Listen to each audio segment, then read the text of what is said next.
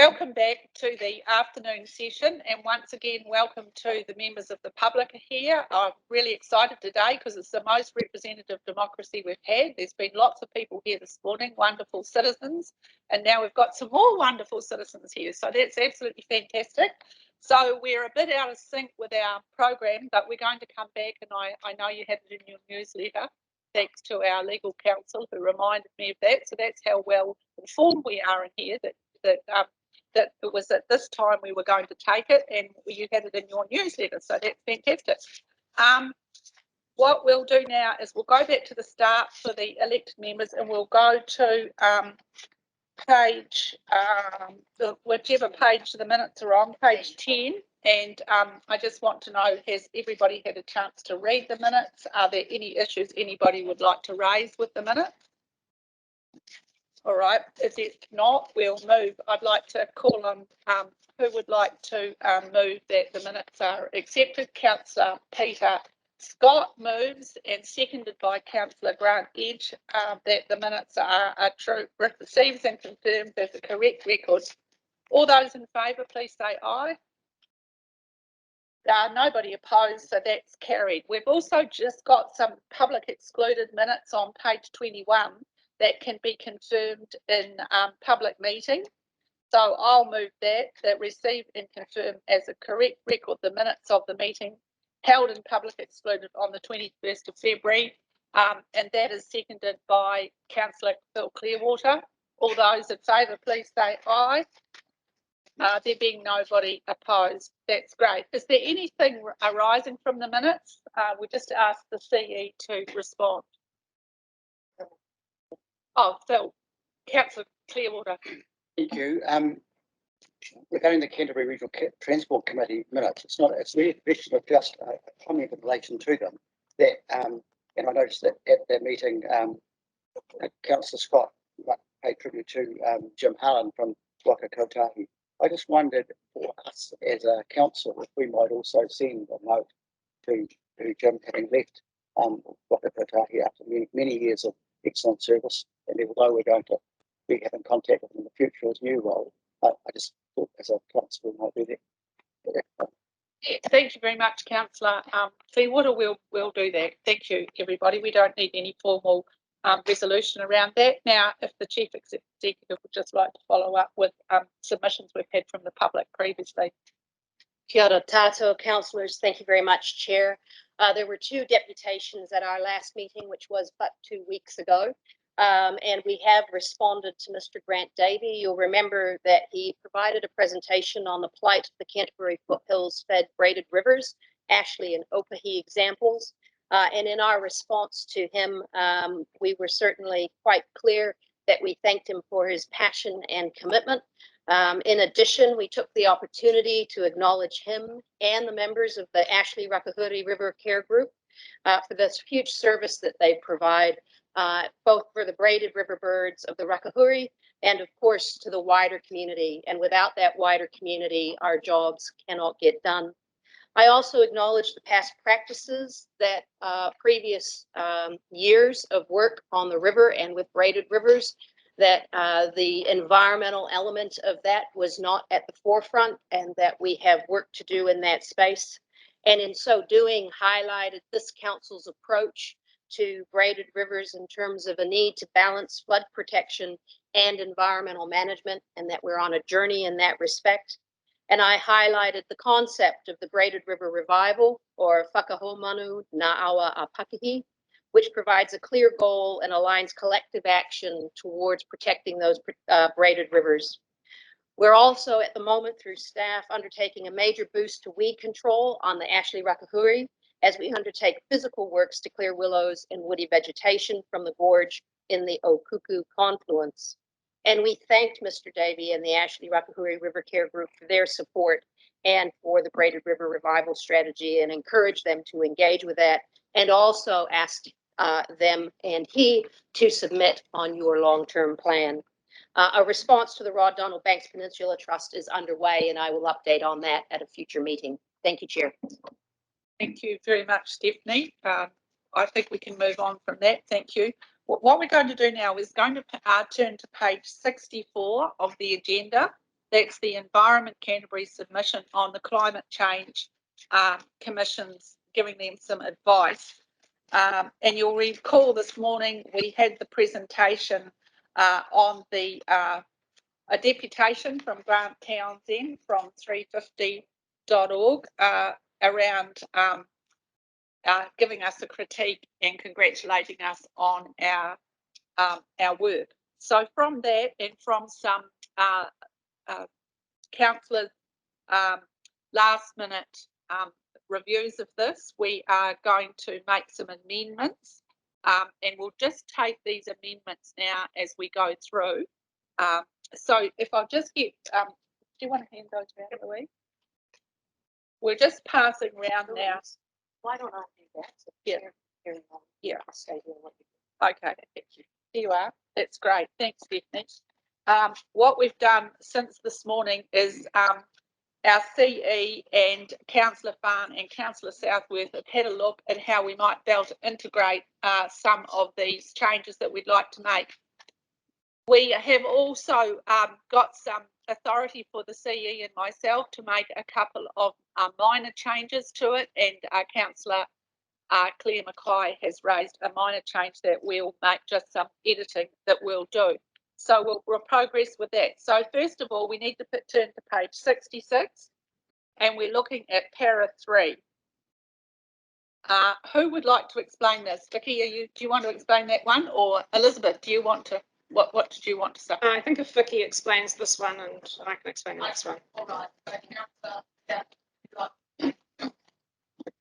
Yeah. So in response to the 350 presentation this morning, there were two particular key aspects that we picked up in that we felt we needed to put into our submission.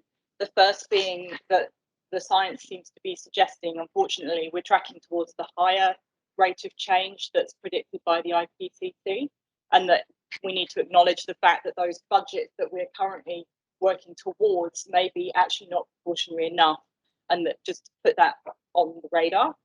And then the other is the importance of getting behavioural change, and I believe that the Commission today has not really stepped into that space. It's not their area of expertise, but I think it's really important to recognise, and this was raised this morning, that actually without having behaviour change, people, society supporting the technologies and practices that are being proposed as scientific fixes to our problems, if we don't get society moving in the direction of supporting that, we won't actually achieve the budgets. And so it's really important that we put that into our submission, recognising that it's not maybe what the Commission's primary purpose is, but that they can nevertheless flag that to government as a key thing. Should I read out the wording? So the wording that's proposed is within paragraph 3, which flags that Environment Canterbury is the first council in New Zealand to declare a climate change emergency, and then also highlights our purpose, vision and purpose, which talks about taking action together. And so it seems to fit neatly underneath that. Proposing the words Environment Canterbury as the first that's the paragraph. And then underneath that to state, increasingly, the sense of urgency in our purpose has only grown, and budgets need to reflect a precautionary approach given the latest science indicates that budgets will likely result in overshoot on the Paris 1.5 degree targets. We therefore urge the Commission in their advice to government to take a precautionary approach to setting carbon budgets that reflect this need for urgency in order to give our current and future global community the best chance at a healthy climate. Our purpose also identifies the importance of taking action together.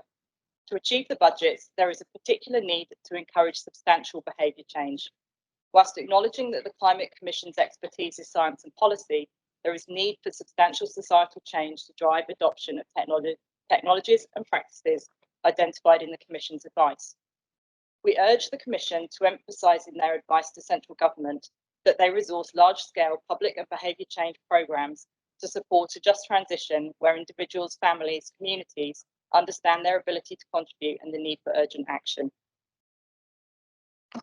Well, thank you very much, Councillor Southworth. Councillor Marshall, would you like to speak on that? Yeah. Sorry, the first paragraph is ambiguous about budgets. I'm not sure what budgets are being referred to. If you put carbon budgets, you might want to amend that. It says budgets before several times without any explanation of budgets. It's because it's the climate emissions. They're talking about the budgets, it's the carbon budgets, yeah. But we can put carbon budgets in front of that to make it clear, but that is the primary. Yeah, we'll put carbon. Yeah. Oh, sorry, we'll put carbon budgets in there. Did anybody else want to make a comment about that? So, Councillor Hands. Yeah, look, I'd just like to comment on this, and I'm not sure how we move forward with it, but I am dissatisfied with the process of wordsmithing a submission in this way, having seen this first now, and having seen there's some of the other amendments that are on the table just an hour before the meeting. I don't apportion blame to anyone in particular for the way that has happened. However, I am feeling really uncomfortable that we are looking at a submission which has, and some of these suggestions I'm comfortable with, but others I haven't had time to actually be able to review, to reconsider the report from the Climate Change Commission as to whether or not I would support some of these pieces or not.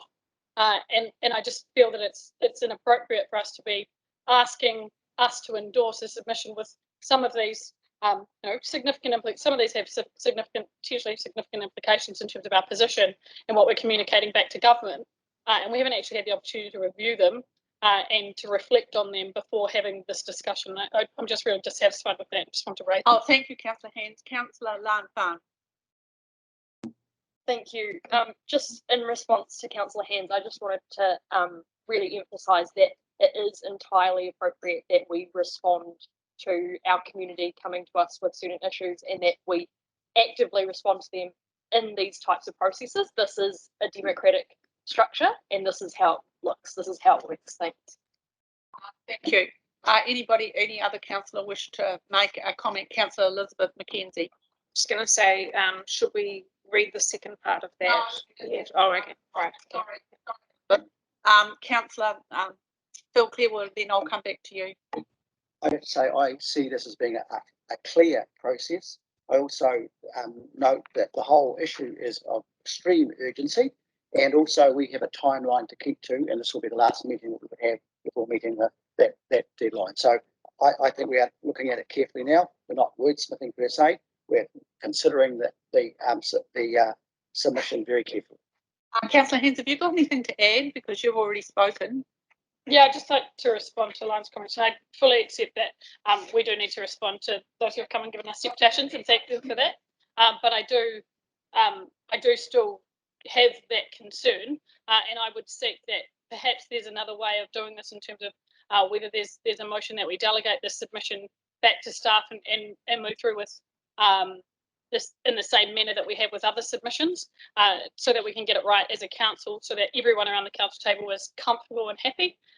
That's something that we have done with other submissions. We're actually reviewing some that retrospectively today that have gone in without being to a council meeting as well.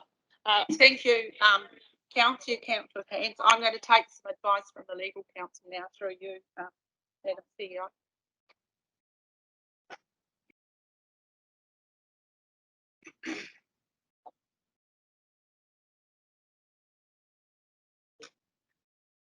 Just hang on a minute.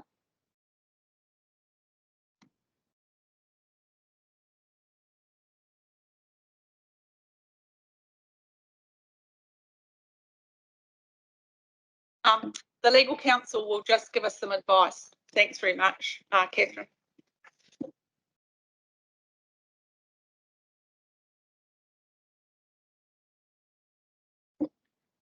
My recommendation, Madam Chair, is that you rely on the delegation. That's one of the motions on the table before you. And so you hear, along with the chair, the discussion, and then the decision ultimately on the final form of the submission sits with you. So I'll just confirm with the CEO. You're right. Yes. Yeah, we are. Okay, so we're going to go ahead on the ground that I think it's very good practice to be responding to the community deputations, and it's part of our civics and good faith and trust with our community. And we'll go ahead, and I think we've already followed the process that we were following with those submissions, and the emails have circulated and people have been able to have a put. I'm not taking any more speakers on that. I've allowed a bit of a discussion. I'm going to move that as a resolution from the chair. I'll move that we amend paragraph 3 following the words that we've got on the piece of paper in front of you, and actually we've got up on the screen. I'm looking for a seconder. Councillor Bill Clearwater is a seconder. I'll put that to vote. All those in favour of amending it with those words, please say aye.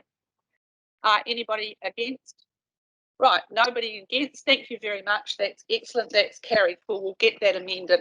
Because so, if in case you're not following the process, there's delegated authority coming up for the chair and myself to make minor amendments, just so everybody's clear. So we're using that.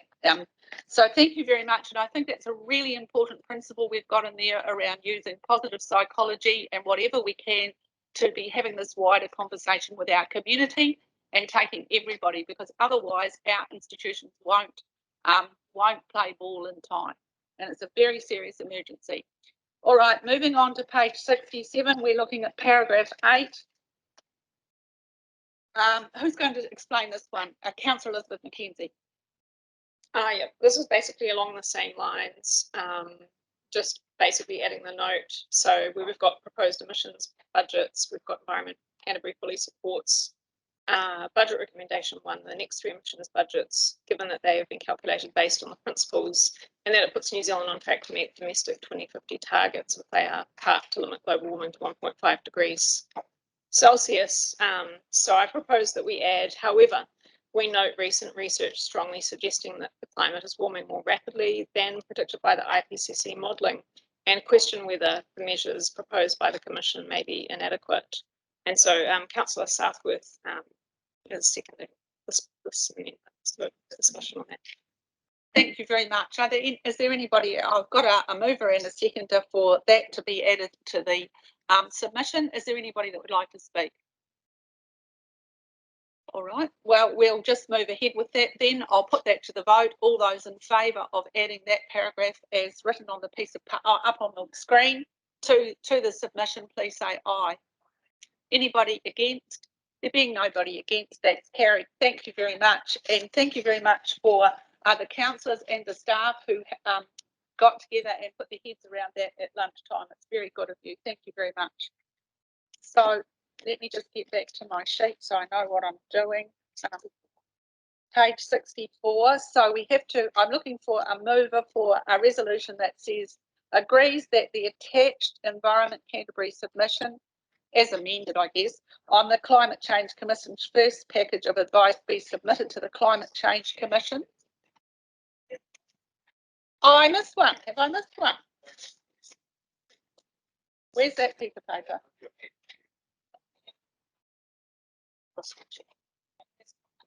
Oh, sorry. Just as well, everybody's on the ball. Thank you very much. So we're looking at paragraph 27. Okay, well, do you want me to yeah. Page 70. Thank you. Thank you, Nicole.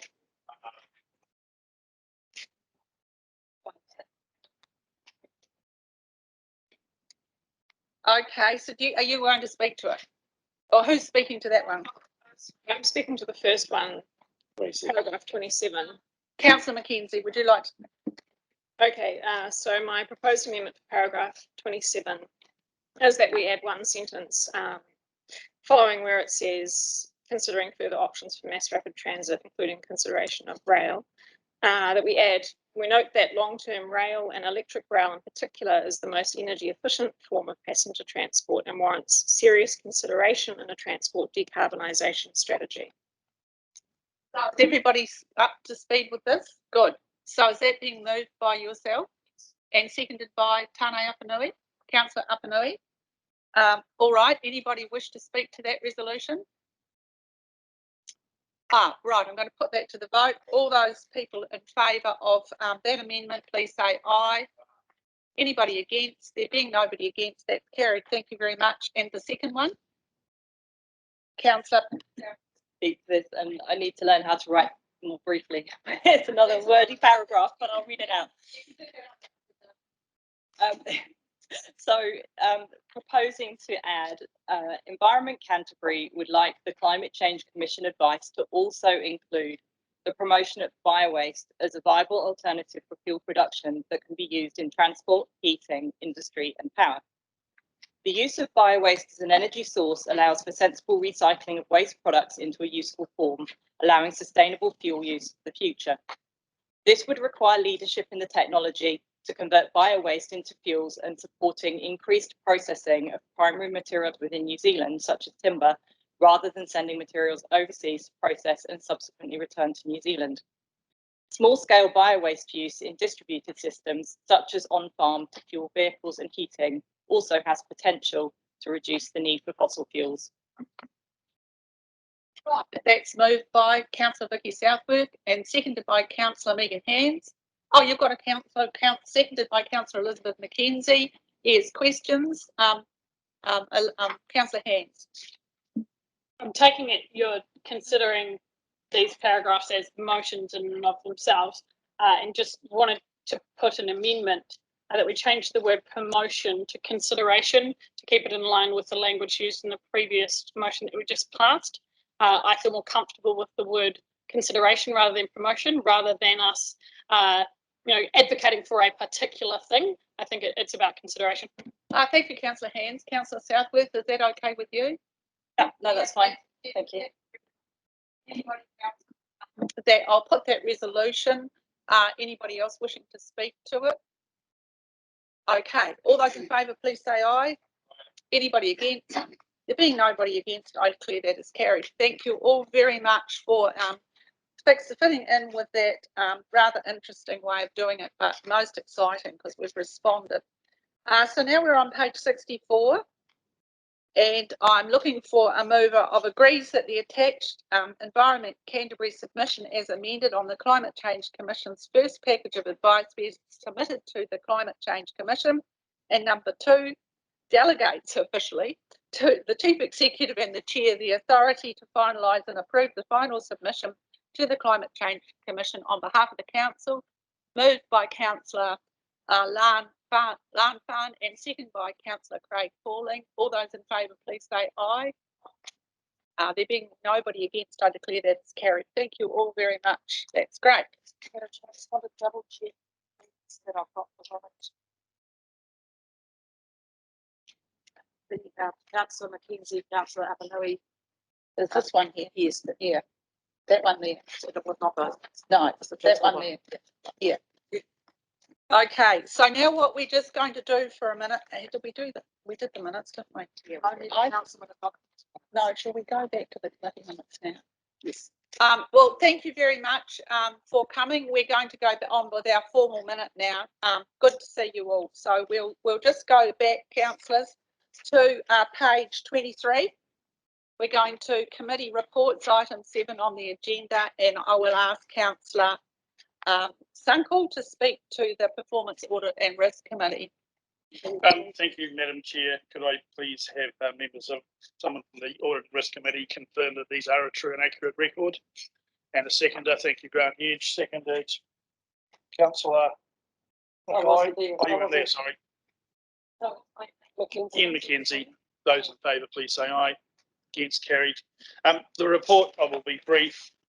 Just draw your attention to item 6.1 around health and safety and risk, and a question that we asked as climate change begins to build the challenges that we have around our assets and particularly our stock banks and the like, and seeking a report from staff just to give us further assurance that we do have those mitigations in place that we can possibly have. We've done the work on the Waimakariri, but we do have other schemes and the like.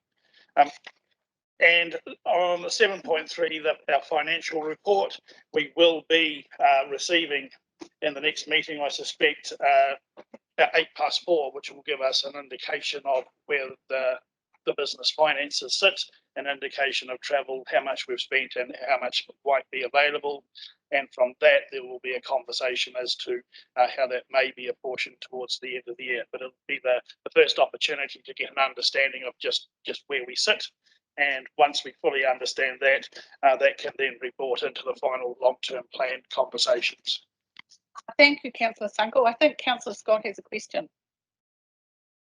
Well, you've sort of talked around it a bit. John, I guess, in terms of the 8+4 conversation that's about to be had, but to me, that there's a considerable amount of cash sitting there at the end of November, and I realise we've come a wee step since then in terms of what we're doing, but if you look at the trend of the other 2 years that you've got there, it seems that we might be in a pretty good position by the end of this financial year to maybe chuck some over the fence and help us with our LTP. Is the 8+4 meeting that you're having as your next meeting, is there an intention coming from that you might be able to predict what that would look like? Councillor Sunkel. We would anticipate having a better idea as to where it might end. I recognise the health of that cash balance, and we did make comment on it at the committee meeting, hoping that ratepayers didn't see it and say, why do you need such a large rate rise? The fact that we have so much in there is that we have borrowings that have been brought forward that sit in our accounts for a number of activities that we have not spent the money on yet. So I think that figure is now down to near 2/3 or a half. And as we work through our cycle, it will decrease. So the fact that we have such an amount there is purely a function of timing. But to your question, yes, we will have a better idea once we get those figures on the 8+4. Councillor Scott. Just supplementary that, Madam Chair, I would expect that this council should have a very, very good idea on 8+4. I mean, there's great financial management within this institution, and I would expect that you should be able to tell us, give or take, what that would look like, because that would take an immense amount of pressure off this council in terms of our consideration of our LTP. So can I encourage you to be accurate? We note that encouragement, and as the Audit and Risk Committee, it is our absolute responsibility to be accurate, but we would not like to second guess, because that's not the business that we are in. Thank you. I guess I'm just, I'm very interested in fact, the borrowing has been made, I note that, and I think, I'm sure councillors will too, because we had understood that in fact, we had to go out, we could not preempt anything. So, for example, so I just would like the Audit and Risk Committee to be well aware, and I think Councillor Peter Scott's point is really important. Thank you. Any other comments? I just feel that comment deserves perhaps a bit more of an explanation. So borrowings that the organisation can do are on assets and capital that we have to provide to operate, standard like other businesses as well. So it is quite different from the discussion that we're having around natural capital assets and borrowing for that in a long-term plan discussion. And similarly, so is that money that's sitting there. I think I'm well aware of that, Councillor.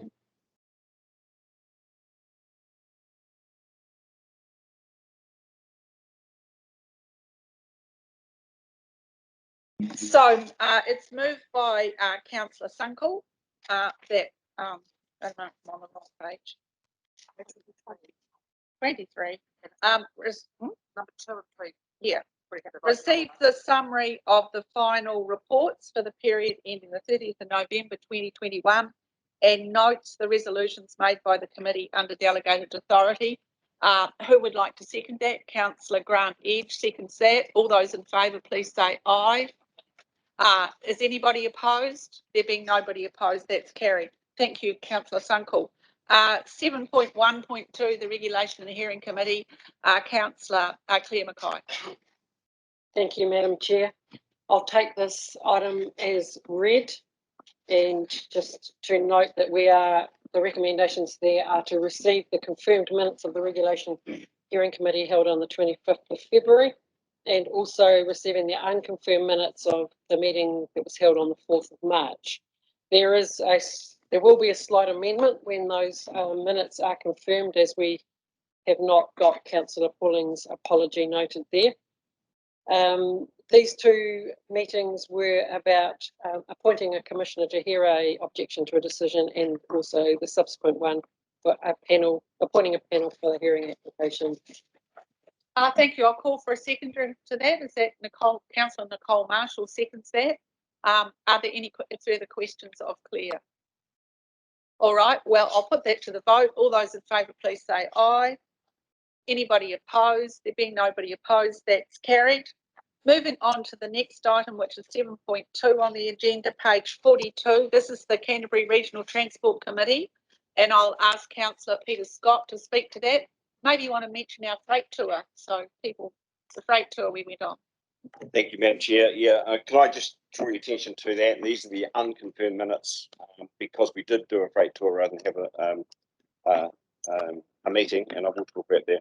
And just please note, there are no recommendations here in this report. It's just a matter of accepting it. There's two significant things that we have done since the last meeting. One of them was in the last meeting approved the draft regional land transport plan for consultation. And I think to date we might have 90 submissions to that, which are written submissions. I'm not too sure if we're taking verbal submissions. I think some people have applied to do that. And that's twice as many as what we've had to the last regional land transport plan. So that's good. The engagement process happened must be working because we're getting more people paying attention. So hopefully that's a precursor to the long-term plan. The freight tour that we did was with the Mayoral Forum and initiated by the Mayoral Forum, but in consultation with the Regional Transport Committee, which includes all the mayors anyway. And we visited Christchurch Airport. We visited the Port of Littleton. We were to visit Kiwi Rail, but because of COVID, they were busy enough. And then we went to Timaru, and we met with the port down in Timaru, and we had a couple of speaks at night. The thing that really came out of that was the opportunity to decarbonise the transport system across Canterbury and the connectedness the connects that we need to make to do that, and the opportunity that we have in doing that. We hope to be able to push out to the South Island chairs with that same sort of message. And one of the things that we're really keen on, and we know this is possible, is that the carbon efficiency of freight that's already occurring in the systems that we have now. So really quite exciting opportunity for us in terms of doing that. So that's all I've got to say with that. I'm happy to answer questions. Any questions? Okay, can I just move you to the recommendation that's received the unconfirmed Canterbury Regional Transport Committee held on the 4th of February 2021. I've got a second. Yeah, I'll do that. Seconded by Councillor Claire Mackay. I'll put that to the vote. All those in favour, please say aye. Anyone against? There being nobody against, that's declared carried. Thank you very much. Now moving along on our agenda, we are going to item 8.2 on page 61. Oh yes, well just quickly, we're going to do 8.2, which is the climate emergency update. Councillor Vicky Southworth, Councillor Mackenzie, and I think Councillor Pauling. So which one of you is going first? I forget what you told me. I was simply going to essentially introduce that this is something that we put on as a standing item each full council, and I was very keen that we demonstrate the integration of climate change across our different portfolios, and so it seems appropriate to ask Councillor Pauling to talk to this one, since it's Merururako, which is the thing that he's really driven, ties very much into climate change, but it's totally Craig's, Councillor Pauling's thing. So, Kia ora. And thanks, Vicky, for pushing to get this climate emergency update on each council meeting. So it's great, and it's good to see the different work across the council that does relate to that. So yeah, happy to talk about Merururako and some of the work that's outlined in the paper. So as we know, but for those that are here, Merururako is a new program that we're put into the proposing in the LTP around region-wide tree planting and regeneration, and it's aimed at protecting and enhancing biodiversity, as well as supporting water quality, erosion, mahinga community engagement and climate change response outcomes.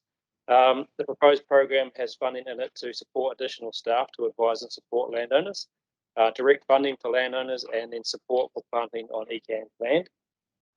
And the paper mentions a few of the things that are already happening out there that Environment Canterbury are already involved with around tree planting and regeneration. And you can see some of them there around the wilding pine control that we're doing, the SCAR project that we're doing. All of these are in conjunction with other parties and partners. the work that Bank Conservation Trust are doing with pest control and predator control. Of course, also it mentions the work there on the COVID-19 recovery projects on our major rivers and waterways, which has an element of tree planting there. You'll see the numbers in terms of the amount of money there, and then also some of the enrichment planting that's going on in the ECAN plantation forestry blocks that we own and administer, and the fact that over 5 years there's been 40,000 native seedlings enriched and planted into those blocks. So yeah, that's just an outline of some of the work that is envisioned to maybe carry on as part of Muriraka if that gets supported through our LTP. Thank you very much, Councillor Elizabeth. Yeah, I just wanted to provide a little bit of wider context why the tree planting project is so important for us. There was a recent paper that just came out on how close we are to the temperature tipping point of our terrestrial biosphere, which basically shows that trees are kind of reaching, the existing forests are reaching their maximum carbon absorption level. And so creating new forests is actually what we really need to be doing as rapidly as we can in order to make any sort of impact. So yeah, this is central to our responding to the climate emergency. Any questions or comments from other councillors? Councillor Scott. Thanks for that, and thank Craig for the amount of work that you're putting into this. I'm just, it's a region-wide thing, and Elizabeth just mentioned forests. So is that the intent? The intent is to start somewhere and then push out from there, or is the intent to go little bits everywhere? If it gets approved, shall I say, if it gets approved. Well, I think with the amount of money, it's going to be tough to do heaps and heaps because, we haven't got heaps of money in there to support too much. But obviously the work on ECAN land is quite critical, I think, because I've always thought that it's best to start in your own backyard and make sure you're doing the right thing on your own land and in your own home. So that's important. So that will happen at those key sites that we know we own and administer. In terms of other projects, we don't know yet, but there's already so much going on. I didn't even mention the immediate steps programs that we're already funding through the zone committees, which all have elements of funding in them as well. So all the sites and that are already out there, there might be gaps that we want to fill, and so that's what the program will help to do. So. Thank you. Anybody else want to ask a question? Well, thank you all for doing the climate change report this week. It's really important that we've put this on the agenda so we can highlight that where our actions actually are, because we passed the resolution. So we have to be putting actual groundwork into that. So that's what we're trying to show here, that we're doing that. And if you have a look at our LTP, you'll see lots more exciting things planned in there. So I'll receive the update on climate change moved by Councillor Vicky Southworth and seconded by Councillor Elizabeth McKenzie. All those in favour, please say aye. Is there anyone against? There being nobody against, I'll declare that as carried. Thank you all very much. Now, what we're going to do now is go to other business. Item 11 on the agenda, which you'll find on page 88. This is a notice of motion that's been put forward by Councillor Sunkel. So I'll hand over to you, Councillor Sunkel. Thank you, Madam Chair. The motion reads that Environment Canterbury, with its partners, investigate a public transport fare-free trial for 2 years for implementation in the next annual plan. And I so move that. The operative word in there is investigate. And the reason I have done what I've done and gone public and stirred up a conversation is that I simply don't believe that we have, as a council, been heroic enough in our conversations around public transport. I'll get a seconder. Are you indicating your second? All right, Councillor Megan. So the reason I've gone public is I just genuinely don't believe that we've been as heroic as we might have been around public transport. And it's a place that, if I put my hand up, I've not delved into, particularly coming out of a rural space. But when I looked at the the long-term plan and saw what we were advocating and looked at our, I guess, briefing papers and particularly those ones in February that talked about what the future might look like. I was just concerned that we were sitting in a space and not too excited, and that's the feeling that I had. So going public for me was about generating that conversation in the wider community, generating a conversation with our TAs and ultimately our funding authorities and government, and just sending a message that the community is interested. Not just us, not just a TA, not just someone, but generating a conversation that says this is important.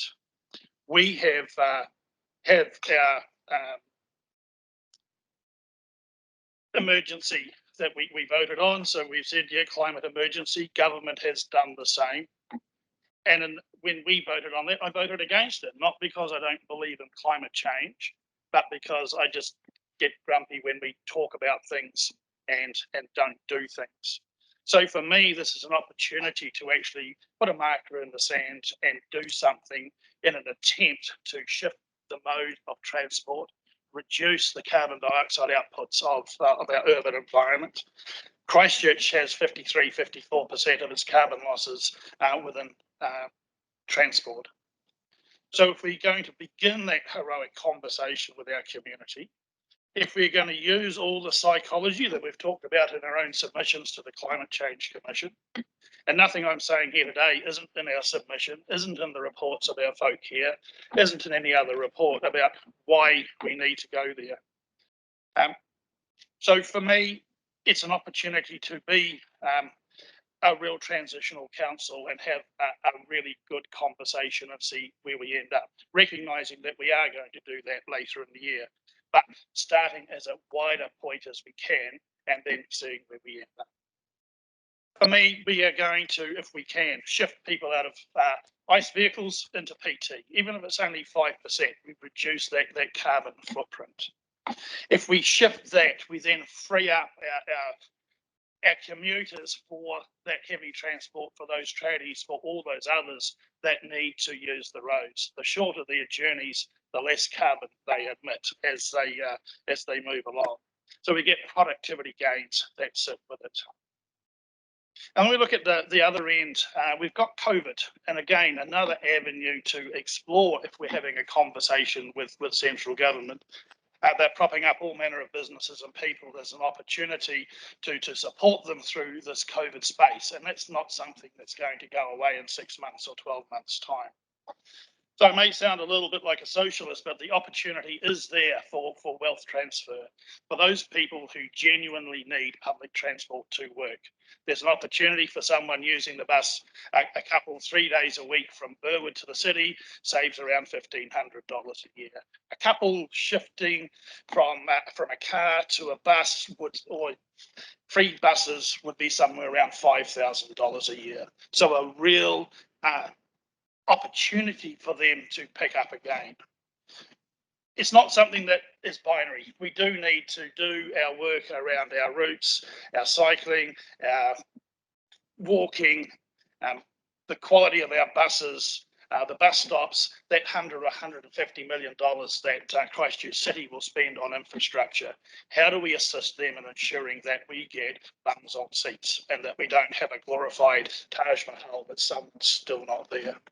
So with all those things that we're doing, for me, the opportunity to get people on, the ultimate for me would be a step on, step off, where someone comes into the city, does some business in the centre, jumps back on the bus, goes to the hospital, visits Granny, jumps on the bus, goes to Riccarton, has lunch, jumps on the bus, goes home, steps on, steps off, doesn't think about price, and begins to use our transport system as a means of travel, not just an A to B or a B to home again. And I accept that people don't live with bus stops outside their houses. And there is a challenge to using transport. So by incentivising through a fare free, we are really incentivising people to take the opportunity. So simply, it's an opportunity for a wide conversation in here with the public, with our TAs and ultimately with government. And I guess the excitement that the media had, I guess, invigorates me in a sense that people are interested in these conversations and how we begin that climate change conversation. Thank you. Does the seconder wish to speak? So we'll go with the seconder. Yeah, look, thank you for the opportunity to speak, Chair, and thank you to John for putting this motion. I will attempt to be brief because I think John's covered this subject very well. The reason that I'm supporting the investigation of a trial and remind councillors that it is an investigation of this, we're not committing any further expenditure other than the investigation at this point in time, is because we talk a lot of talk on climate change. We talk a lot of talk on public transport. This is a real opportunity to open up a discussion and a conversation about taking some action. And in the last couple of days, I think it's really proven to us, like I've never seen a motion put to this table that has created this much public discussion everywhere you go. The number of emails, texts, phone calls that I've fielded in support of this discussion has been really heartening. And I really welcome that. As I said the other night, 53% of our emissions come from transport. We have, significant pressure on our agricultural sector around agricultural emissions, but we often fail to really start to ask the hard questions about whether or not we are doing the investment we need in our towns and cities in order to make it easy for people to transition in our everyday habits, and that includes all of us, including myself. Transport is our largest budget item, and it is very expensive. Yet I fear for our staff in transport, who I'm sure have all manner of ideas to make everything so much better than what it is, but there's never enough money to go around. And for that reason, that is why I've called that central government would really need to support this trial and continue to support us as we move through this. I think it is an opportunity for us to be bold. It is an opportunity for us to put something together, to take to government, to take to our other partners, some of whom from councils, other councils within Greater Christchurch I've heard from this week, and encouragement on this space. And also remember to highlight to people that it doesn't preclude us from advocating for and continuing to improve our network. In fact, I'd be the first to stand up and say if the bus doesn't come when you want it to come, or it's not going to get you to where you want to go, then you're not going to take it. But I think it's extremely important that we do have this conversation, that we do this investigation, because our ratepayers are interested in the concept, and it would be remiss of us not to explore it. In the interest of keeping brief, I'll touch again on our central government climate emergency, our climate emergency, and the need for us to be bold and advocate for these things. We may know that there is not a huge amount of hope around pursuing funding opportunities for some of these things, but I think that where there is an intention sent by government, we should take that with both hands and really advocate strongly for that. Now, during our LTP debate, I talked about how we were a divided council. Given loud calls from our colleagues that we need to take action on climate change, the desire for this council to be transformational and the reflection of that within our new strategy document, and some of the tickets that ran that landed the people here at our table having a vision that includes affordable public transport and leading by example on greenhouse gas emissions. I think it would be really disappointing if this council wasn't to support this investigation. And it really is my hope that advancing ideas to stimulate public transport use in Canterbury and in Greater Christchurch in particular is not an issue that our council is divided on. And I'd really encourage all councillors to support this investigation. The last point that I'd like to finish on, just to keep on trend with my normal comments, is that there is millions and millions of dollars being invested in Greater Christchurch into transport infrastructure. It's essential that we get best bang for buck on that. Best bang for buck means, to me, that we have people utilising the infrastructure we're investing in. And that's why it's extremely important that we take some investigations into how we get more bums on seats to utilise and maximise that investment. Thanks. Thank you, Councillor Phil Clearwater. Thank you, Madam Chair. Councillors, I am going to support the notice of motion being included in the fee review, which we as a council have already decided on being done. it's because and in fact, it's the fair free trial is in fact already part of that review. So, and I do find it a bit strange, actually, that during our debate on the whole long-term plan, I didn't hear a single word from either the mover or the seconder in relation to public transport. So it's great to say, let's have the conversation now after the long-term plan. And in fact, the seconder didn't support the long-term plan. So as I indicated, we've already discussed the public transport options, including fare-free buses, for several months now, actually. And I would say there's certainly been no stronger advocate for affordable bus fares than Councillor Vicky Southworth here. Heard from Vicky many times, and other councillors. We've discussed it in the Transport and Urban Development Portfolio monthly. We've had briefings on this and information to all of us as councillors, including the fare, stimulus and trial package. So 2 weeks ago, when we signed off the long-term plan, when it's like, and then this notice of motion comes up as if it's a new idea. Actually, fare-free buses in Christchurch was first put forward by John Minto, a former Christchurch mayoral candidate. And John has run a long campaign for fare-free buses, as we know. So I'm very pleased that now we've got John Sunkel, and it's no disrespect to either John. We've got the two Johns. It is a bit hard to imagine, but two Johns being like brothers in arms. And my point is really too, though, that unfortunately it seems to me that how this notice of motion has arrived at our table seems most peculiar. I want to comment about the processes for this because I think it's important. I think it's unfortunate, actually, although I support it, that the notice of motion doesn't follow good ECAN process. And as I said, fare-free buses have been carefully considered by the Transport and Urban Development Portfolio Group for a long time. And they are clearly expected to be part of the planned public transport fare review. And it is. So now it is absolutely clear in terms of good process that this regional council must establish a formal committee on air, transport and urban development. So there's a clear record of the work we've done to avoid duplication of discussion and wasting time and staff time. I'm also concerned that, in fact, this notice of motion becomes like a full debate without a council paper in front of us for a valid basis for this discussion. The reference in the notice of motion with partners unfortunately implies that they may have no option. Councillors, that's not really the ECAN way. We know that we as a council achieve most by working collaboratively with our partners. Ngāi Tahu, all of the territorial authorities, and also Waka Kotahi. And through the media, though, we've learned that John Sunkel's expectation, and we've heard it again today from Councillor Hands, the expectations that central government are going to pay 60% of the cost of the buses.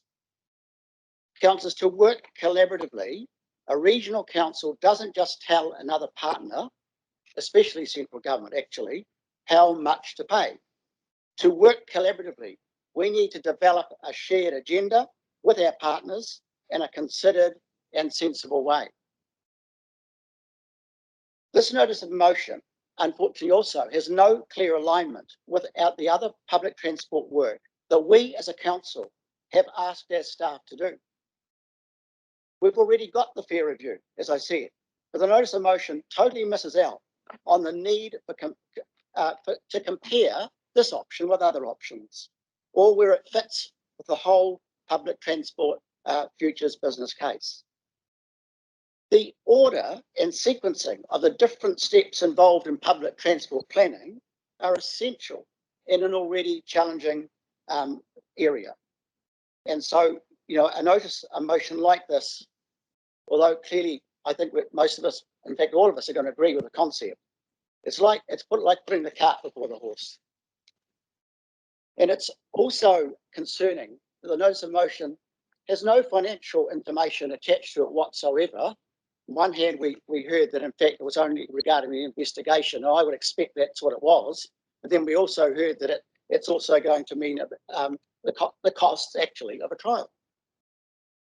I would have thought that Councillor Sunkel would have at least given us an estimate of the cost of his proposal. And it seems to me this whole notice of motion is a bit like having a taxi, asking for a taxi to take you on a long ride, and you've got no idea of the fare, or whether your partner or partners might pay a share or not. So basically, I do support the principles in the notice of motion because it asks for an investigation of a fair free trial, and it's already been considered in our public transport fare review. And as we all know, it is already included in option 1 of our long-term plan, and it was supported by the majority of councillors, and it's quite clear in the documents as to how much funding is involved for that stimulus package and trial. Thank you, Councillor Clearwater. I'll just remind people there's 5 minutes for these. Councillor Vicky Southworth and Councillor Peter Scott. I've been waiting a long time, Madam Chair, to say this.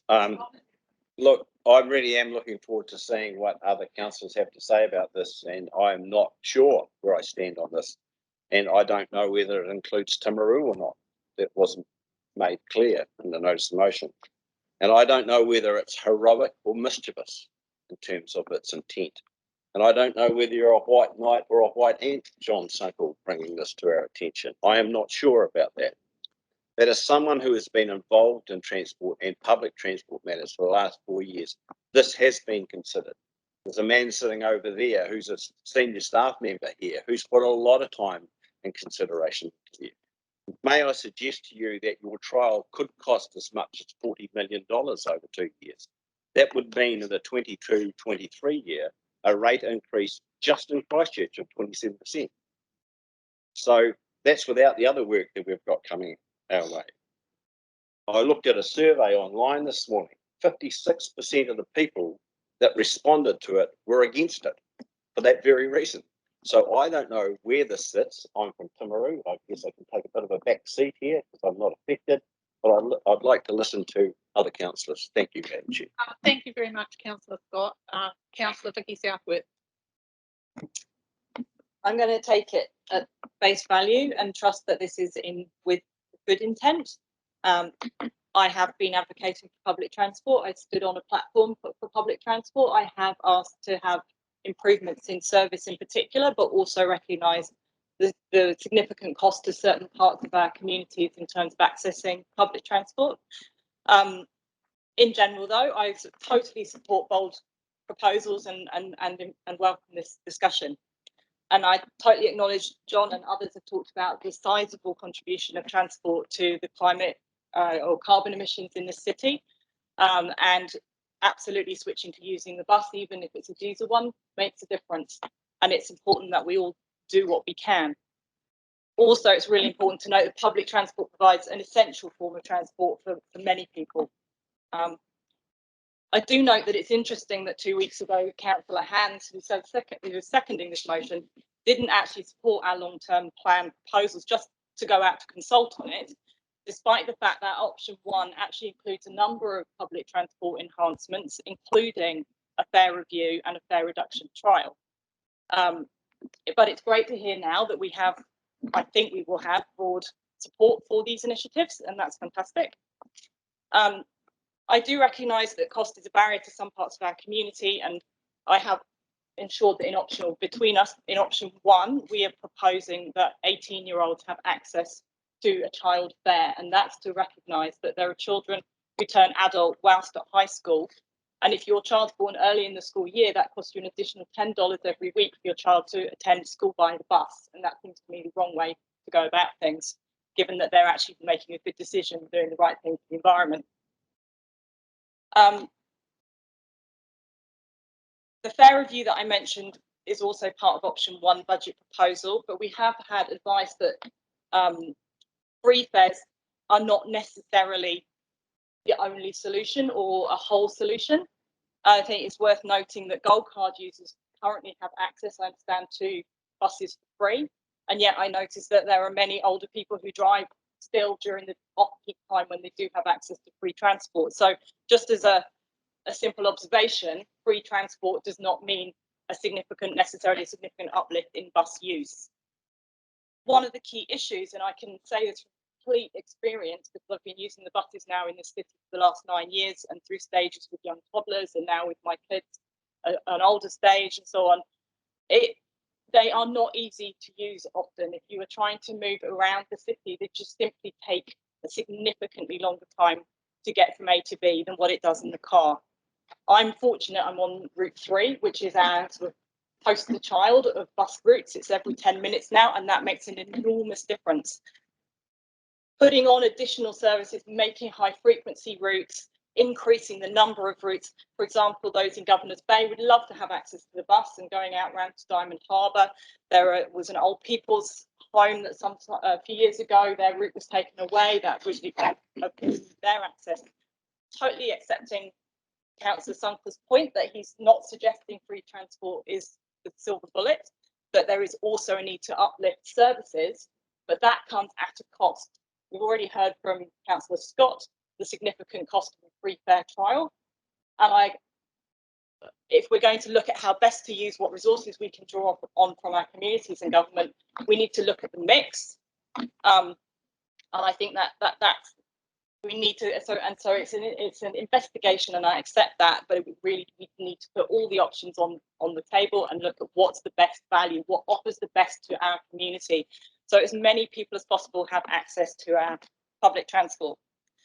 One very exciting trial that's underway that is also in our option 1 is the My Way trial, which is down in Timaru, and it's so exciting that in Timaru there is a trial happening that is it's of significance nationally. And that My Way on-demand transport option could actually revolutionise the way we travel around our city as well. And I see huge scope for that. So I'm assuming that given that we have colleagues around the table now who are interested in the public transport debate, we'll also be getting behind the My Way programme and supporting that we continue to fund that into our next term. These are things that can be supported in this long-term plan and do not need to wait for the annual plan next year, which is what this notice of motion is proposing. It's in the next stage in the annual plan. So we can do more immediately off the back of our long-term plan. So I'm looking forward to working together collaboratively and making the most of this. Thank you very much. Thank you, Councillor Southworth. That's good. Now we're moving on to Councillor Farn. Thank you, Chair. I absolutely support this motion of investigation of zero fears, and I really I do want to congratulate John and Megan for barreling into this, boots and all, and demonstrating your concern for this climate and ecological emergency. I think that's really cool, and I do want to reflect that, you know, regardless of intentions or anything, in addressing this climate emergency, it's about letting everyone move, letting everyone be part of it. This is not the realm of greenies or environmentalists. This is the realm of everybody, everywhere, and we're all contributing to it. So thank you for doing that.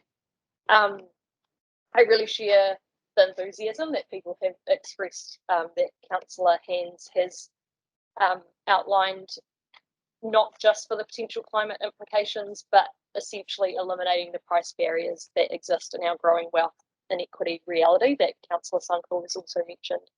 We know free fares in itself, like Vicky said, is not a silver bullet, but by trialling it, we can really get a picture of whether it is this essential part of a package of really achieving the mode shift at the magnitude we need to actually have really positive environmental outcomes.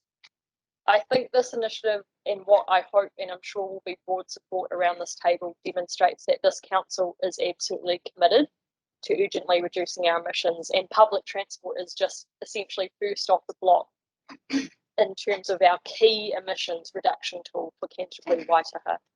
Yes, if enacted, it would mean significant expenditure, which has been mentioned, and I really welcome that discussion with our communities about how they would see this funded and the associated infrastructure and investment to support that. We're absolutely all in this climate mess together, and it will take all of us to get out. So now it's up to our communities to have their say as part of our long-term plan and voice their support or otherwise, because time's ticking on it. Thank you, Councillor Farn. Councillor Grant Edge. I suppose my feeling for the motion was disappointment that it had come in such a manner. Had an LTP session with Waimakere District Council the other day, and they were very concerned about the way that this motion was put, or what was being proposed through the media, especially at the time when we're discussing a fairly large rate increase. You know, we have a relationship with our Greater Christchurch Partnership of no surprises, and to have that surprise thrust upon them at this time was unacceptable, really. We needed to have our ducks in a row. We needed to have the appropriate research and information agreed upon by the Greater Christchurch Partnership before we go out to public with that, so that there is some science behind this. The Transport and Urban Development portfolio have been briefed on transport issues over the last year by an extremely competent staff, exceptional advice that the Greater Christchurch Partnership have been getting over this last year. And we have actually discussed this issue numerous times in numerous briefings that have come before that committee, the Christchurch Public Transport Committee and Council. And it started way back in February 2020 with a funding framework about public transport futures presented to us by former CE. And in that explaining that business cases have to be put to the New Zealand Land Transport Authority. And those business cases have been worked through steadily, endorsed by the Public Transport Committee and the Greater Christchurch Partnership. Then in May last year, we had a Greater Christchurch Partnership PT futures document with some research. And the conclusions of that, which I'm not going to say, but they had issues there about what removing fares would mean, and taking a longer term view about growth. Because as the portfolio mentions, it's transport and urban development. And we are working in conjunction with both of those aspects. It's not just a simple matter of getting step on, step off. It is where people live. It is how we interact with others in our communities. It is how we get from Rolleston to the city. How do we get from Waimakere into the city? And the Greater Christchurch Partnership, urban growth side of things, we're currently heavily engaged with the public surveys and public discussions on a Greater Christchurch 2050 program, a vision for 2050 of how we can live and how we can reduce our transport footprint, if you like. And that's through having active transport, mode shift transport. We currently have a business case underway with mass rapid transport, looking at major corridors to link communities. So it is not just a simple, it's a complex issue. And we've had lots of business case, professional advice, and we are well on the track to be able to address this, the issues or the investigation, if you like. Considerable work's been done. So I think that, and the latest paper that the council got was actually in December last year. And it basically talked about a lot of things. So we do have the advanced planning already underway. It's great work, and really by putting the free fare a little bit forward in that investigation, it's really extending the business case scenarios a little bit. So although I really disapprove of the process that you've undertaken in putting this now, I'm likely to support it because it's just another step in the road to understanding the relationships between transport and urban development. Thank you, Councillor Edge. Now we're going to Councillor Elizabeth McKenzie. I'll be very brief.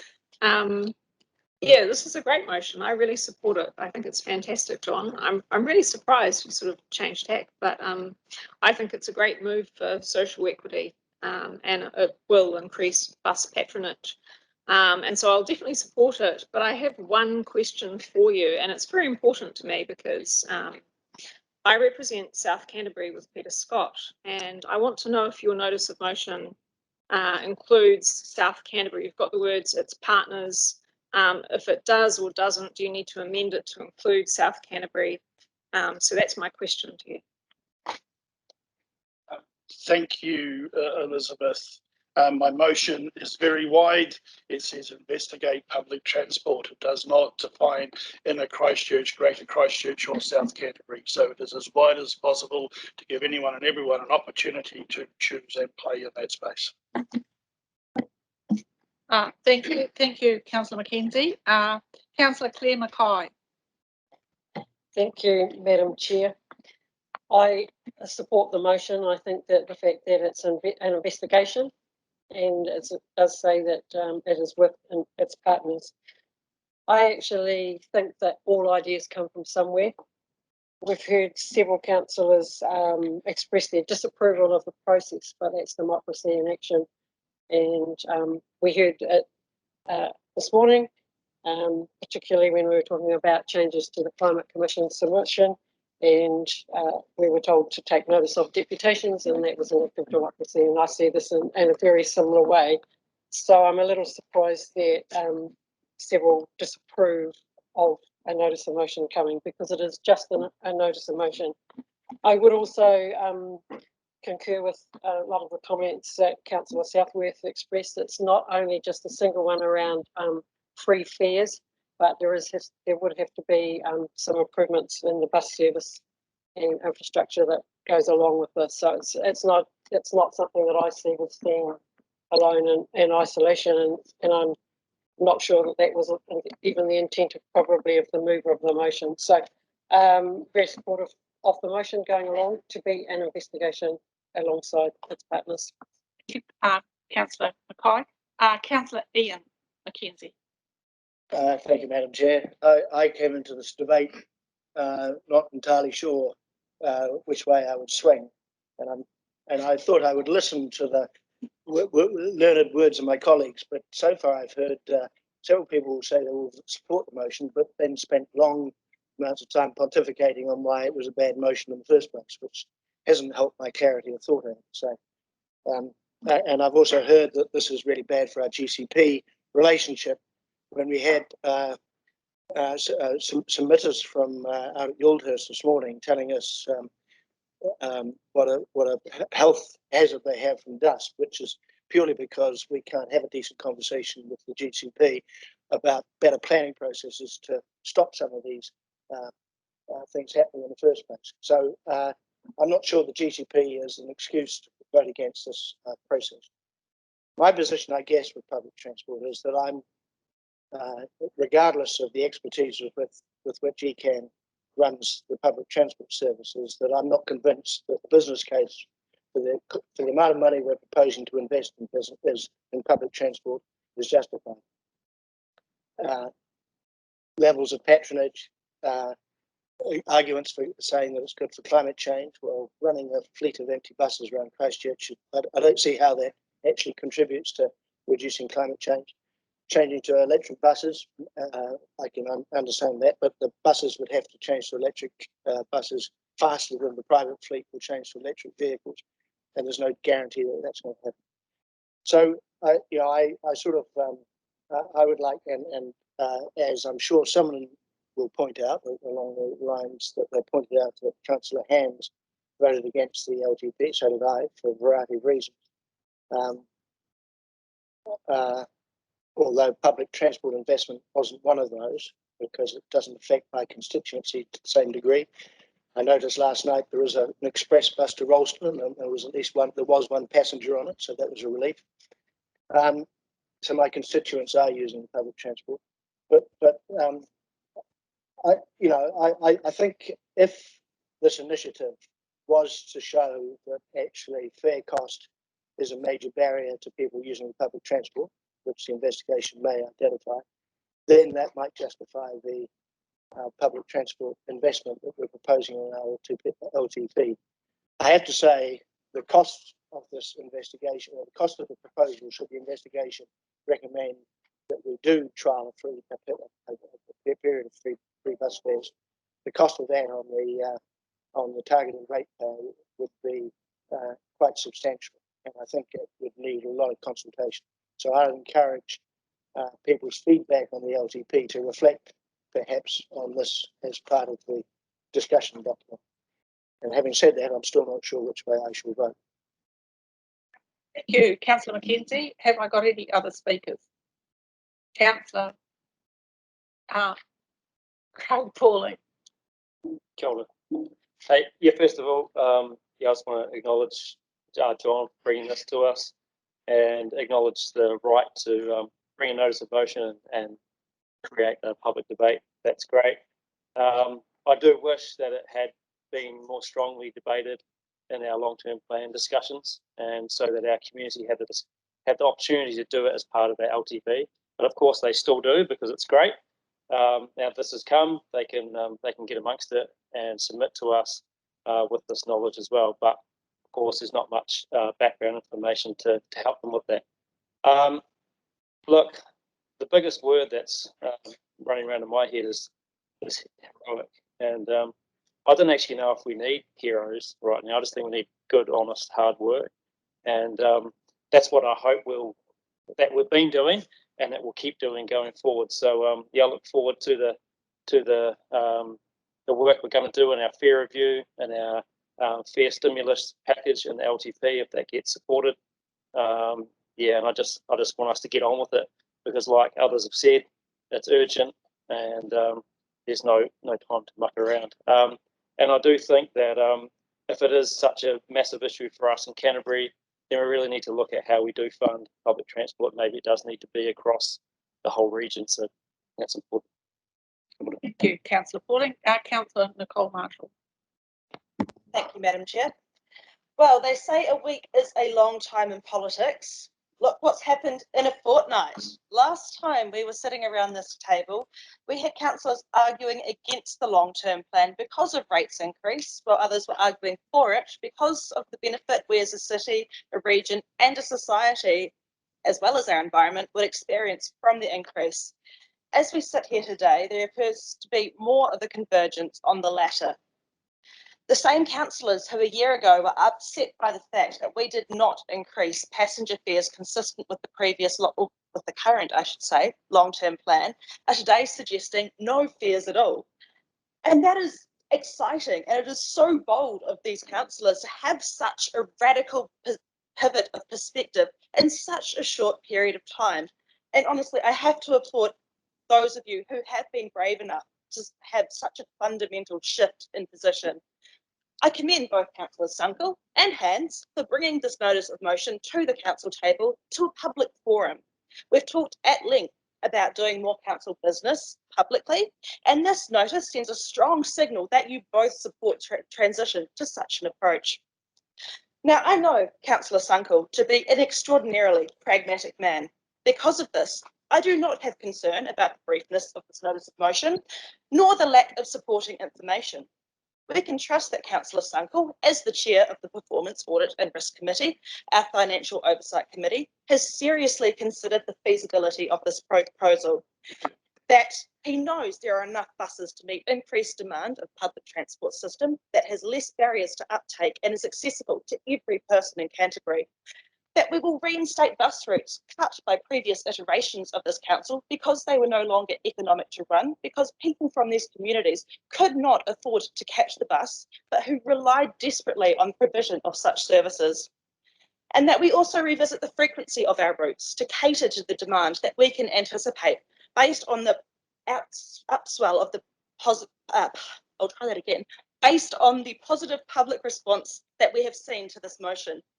I thank Councillor Sunkel for this motion of less barriers and more opportunities.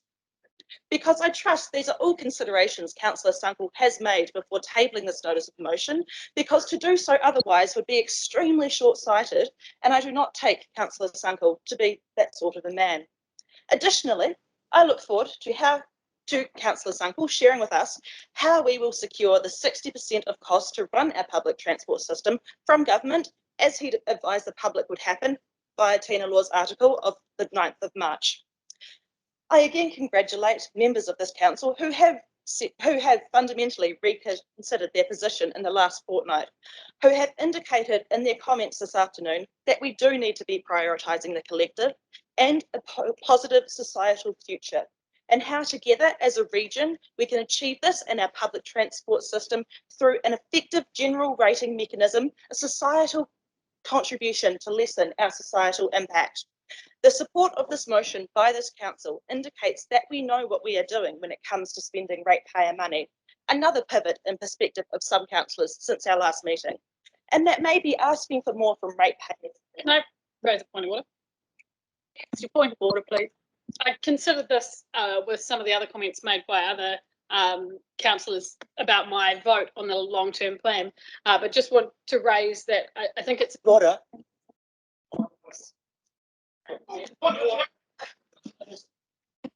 There is no right for a member to make a point of order just on a matter what they believe to be fact. Yes, that point of order is out of order. Right?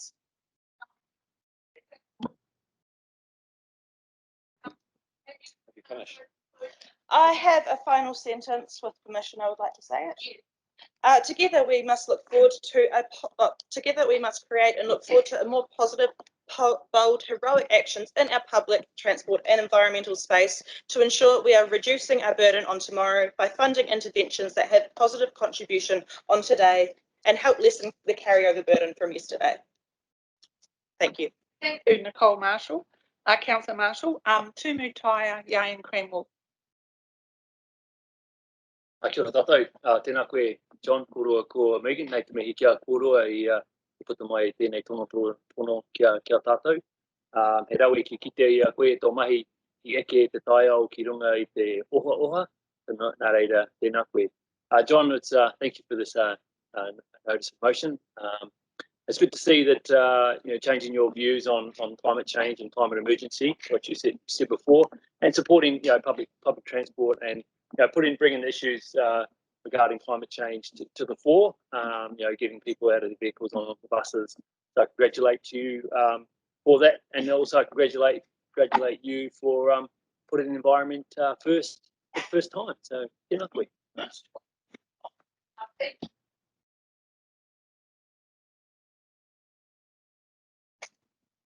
Awesome. I'd like to thank everyone for coming to our political grandstanding today. It's been an awesome sight to watch. Look, I think everyone who's getting upset by process, or whether it's cynical or not, dry your eyes. Look, we know we've got the wrong product on the road, and we'll fix that first. We'll talk about the bits a bit later. Let's just get on with the motion. I'll be voting in favour of. Cheers. Thank you. I think everybody has spoken except you. Yvette, you want to say?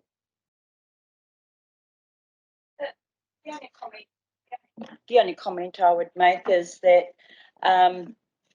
just from where we were a week ago, that where we are today, I think that I feel anyway, that has come a long way from just listening to everybody. Smiles on the faces, no matter how small they might be on the side. But I have enjoyed listening to this debate. Thank you. That's all. Before giving the mover the right of the cry, I will just speak briefly. I'm incredibly excited because, as you all know, I've been taking us all on a journey to full democracy. And I am absolutely thrilled that somebody has used the notice of motion to bring a public debate. Even though I personally accepted that our portfolio groups, which are very undemocratic in how they operate, are de facto committees, and that we were transitioning to a more full democracy, given that we all recognise that Canterbury Regional Council has been through 10 years of statutory management in one form or the other. So I'm very excited, and now I know that everybody around the table is fully in support of more democratic debate, and more democratic decision making. And we'll be able to amend our standing orders. So we've got the newest standing orders. We'll be able to get our new code of conduct up. And with the support of the wonderful new leader we have, our CEO, Stephanie Rexeter, and all the great staff that work here, we'll transition to a committee structure, and that's underway at the moment. So I think this is a fantastic recognition of that. So I'm really pleased that's happened. So now I'll ask Councillor John Sunkel and give him the right reply. Thank you, Madam Chair, and I glory in the theatre of what today has been. We don't very often have impassioned speeches and thought and conversation and debate. So just to have that, as Councillor Mackenzie down there has stated, is something to behold. Just a few bits and pieces. There is no fundamental shift for me on public transport. I've never not voted for public transport, and in fact, when we were looking to bring forward some of the changes on the routing, was in favour and advocated for it. So for me, public transport has always been an important thing in the place. So no change. If I wanted to spend time on dollars and cents, I would say if we had to fund the full 49% difference between 51 and 49, it would be $180 to $220 per rating unit in Christchurch. That would be the cost that sits there. And so I have said in media and other places, it is expensive. It will be a challenge, and therefore we need to continue that conversation with central government to try and get them to 60 or 66%. So it's about a conversation, and it's about continuing it, whichever avenue we can. And this isn't just a challenge for us in Christchurch or Canterbury. Every regional council has public transport or the likes and faces these same challenges. So for me, it's not just about here. It's a wee bit of a national question. So that was my challenge to government. If we really believe in climate change and want a just transition, we need to partner in that conversation. So that was the long-term plan. Yep, I again answer that question, and that I'm not comfortable with how we have prioritised our spending, and that's the simple answer to me. I don't believe we've got the priorities right. We've got our rise for this year and the next year, and then we talk about a 3, 4, 5% for the next 7 years going out. We all know that there will be challenges like this one, like this conversation, that may well bump us back into double digits. So for me, it wasn't a binary decision. It's just where and how we prioritise our spending in achieving the outcomes that we need. So I'm quite comfortable in saying I argued against and still argue against our long-term plan costings, but it's about priority. And it is, for me, it is an investigation. And so, no, I'm not going to bring sheaths of paper and funding and business cases. This is a notice of motion. And until this notice of motion is put, there is nothing to really take to anyone else. So if some of the partners or those that we work with are upset that they haven't been fully informed, for me, there's nothing to inform them on until this council says we have a notice of motion, we voted on it, and we will begin a conversation. So I just, yeah, if folk want to be grumpy, that's fine. And the theatre has been excellent. So from what I've heard at the table, you will support it. I thank you for that. And whilst I might have started in a grumpy space of thinking about doing this, genuinely believe where I'm at. And because I voted against the climate change emergency was not because I didn't believe in climate change, but I believed that just talking about stuff achieves no actions. So having read the Climate Change Commission report, looked at the actions and the things that flow out of that, this is the time to put those actions in place. And laugh, Phil, but I really genuinely believe in where the Climate Change Commission has landed and accept the outcome. So yeah, thank you for your support. I'm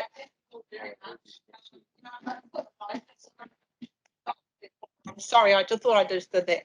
Now I'm putting the notice of motion, moved by John Sunkel, seconded by Councillor Hand. All those in favour, please say aye.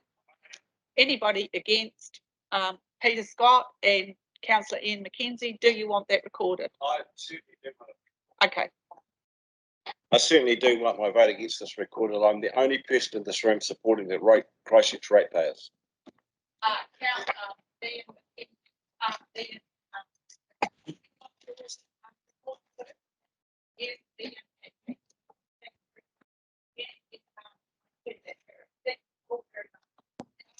They're gonna make that seven. That's right. They're gonna make that seven. Oh, God.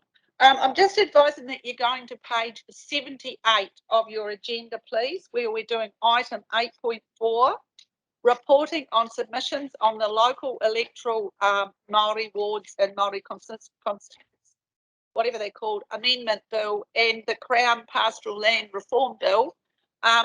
These are both retrospective approvals. So I don't think they really need to be explained. I think I'm very excited that with the change in the Local Electoral Act, I think it's a good move by the government and it takes away a piece of racist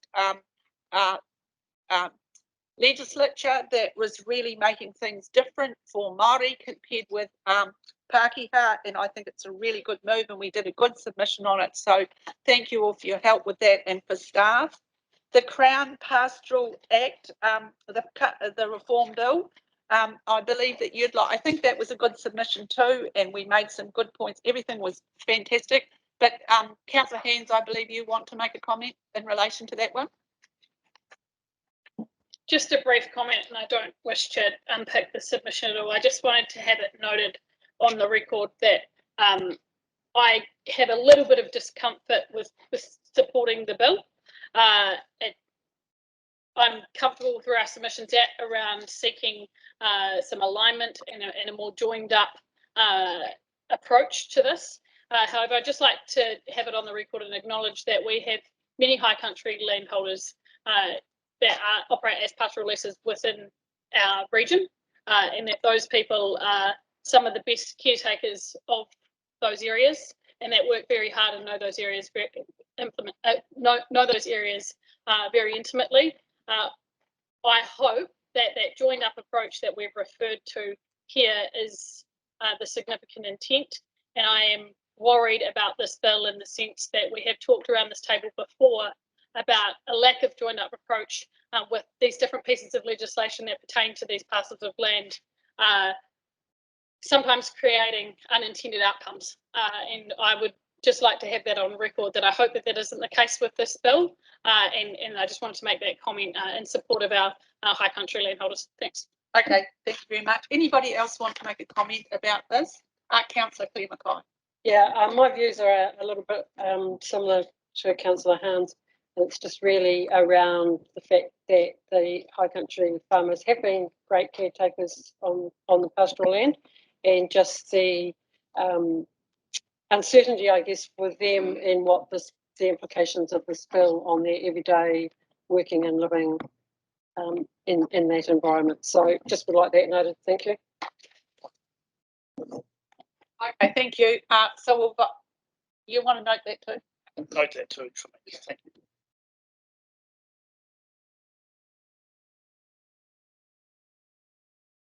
That we retrospectively approve both of these submissions that we've made. This, would you like to second that, Councillor Scott? Okay, seconded by Councillor Scott. All those in favour, please say aye. Anybody against? We've noted those just in the discussion, so I'll declare that carried. Thank you very much. Now we're just moving on to delegated authority 8.5, page 85. For the chair and to approve. We haven't done this one, have we? No. Move that delegates authority to the chair to approve council submissions on the 2021 long-term plans of Canterbury Territorial Authorities. Moved by Councillor Phil Clearwater, seconded by Councillor Grant Edge. All those in favour, please say aye. Anybody opposed? There being nobody, that's declared as carried. Now, the late item, yes, the late item. That's item 10, other business, late item, council report, appointments to local government New Zealand sector groups. This is a report, and we'll just first of all, we'll deal with the resolution to get the late item on, that the council receive and consider at the council meeting that's today, this late item. The reasons for the late item are explained there. It's just an administrative oversight, and that's quite okay. We'll get this cleared up. I'll move by Councillor John Sunkel, second by Councillor Phil Clearwater. All those in favour, please say aye. Okay, that's approved. So the resolution's moving to the report here. Is basically that we're clearing up who is going to go to zone 5 and 6 in the regional sector meeting. Normally, as we all know, this happens in the inaugural meeting. We want to recognise that it would be good for as many new councillors around the table to be able to go to the zone meetings if they wish. And if we have two rotating positions and two continuous positions, they would be the chair and the deputy chair, so that we've got a continuity there.